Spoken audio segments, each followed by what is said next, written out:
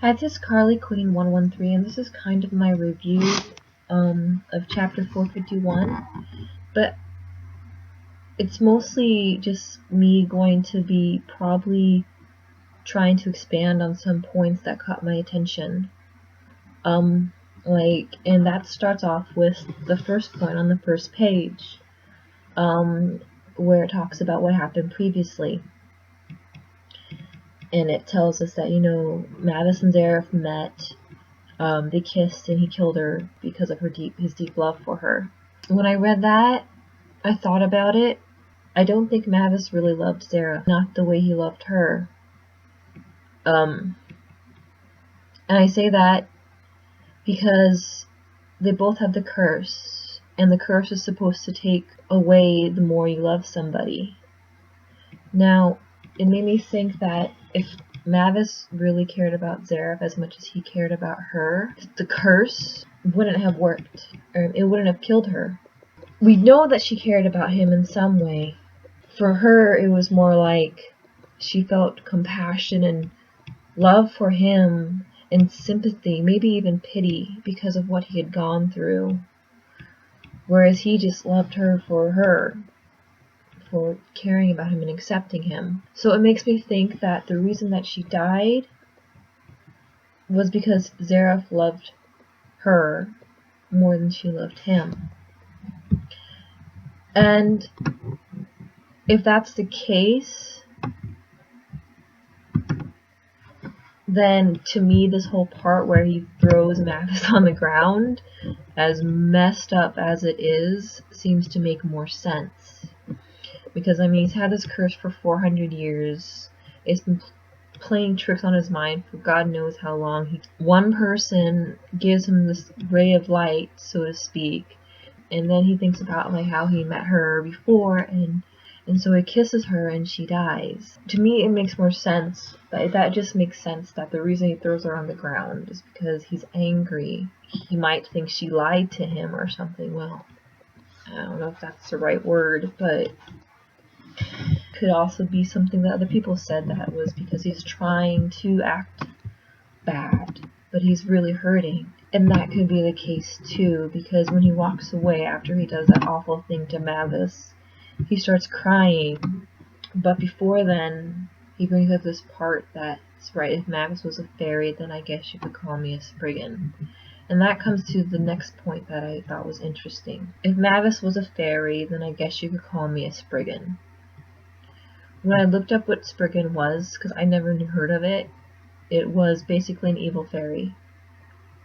It's an evil fairy who is spiteful, who likes to play games with people and punishes those who thinks have overstepped their bounds, and we've seen that in how he acts.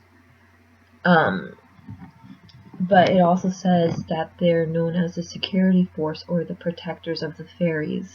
So with that in mind, it made me think, if simply the fact that because the Spriggans are the protectors of the fairies, they hate humans, he hates humans, all that kind of stuff.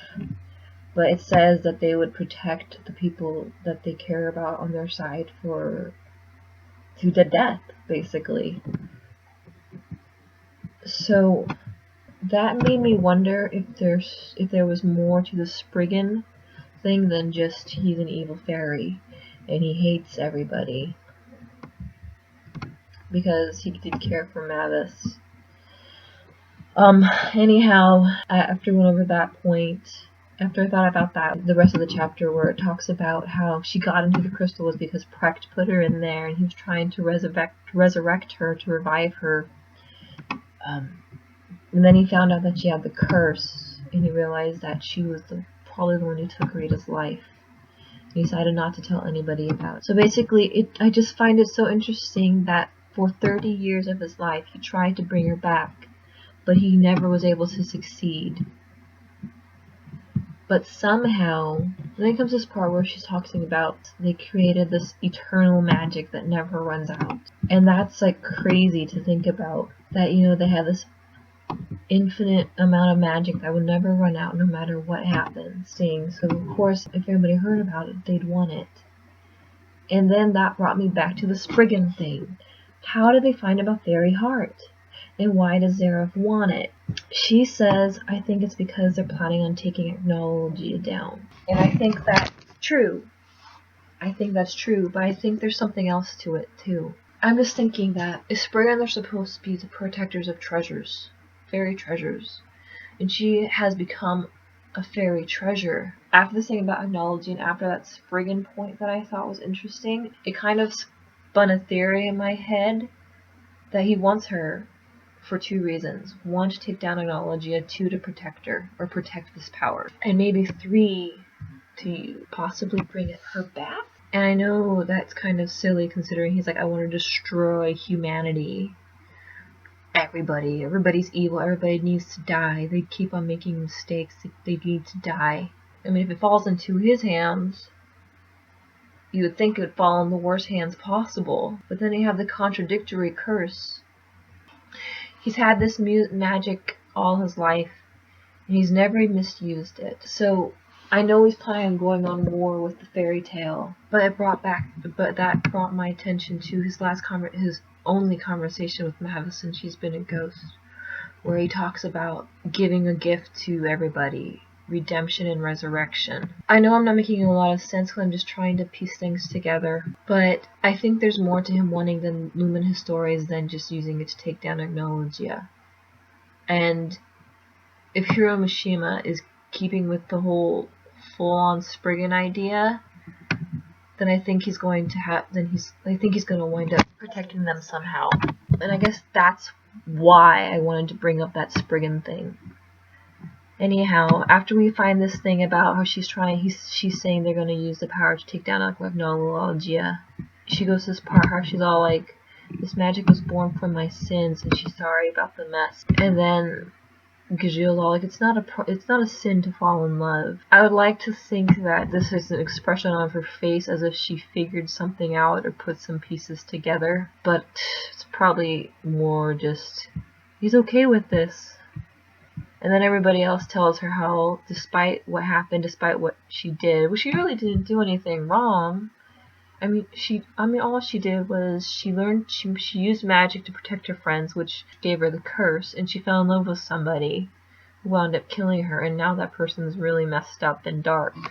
She didn't do anything wrong, unless she somehow felt guilty, because since he loved her and kissed her, she died. She didn't love him as much, or she made a realization or a connection. Gosh, what was I gonna say? Maybe she realized she didn't love him enough. Maybe she thinks she didn't love Zareth enough. I mean, that's possible.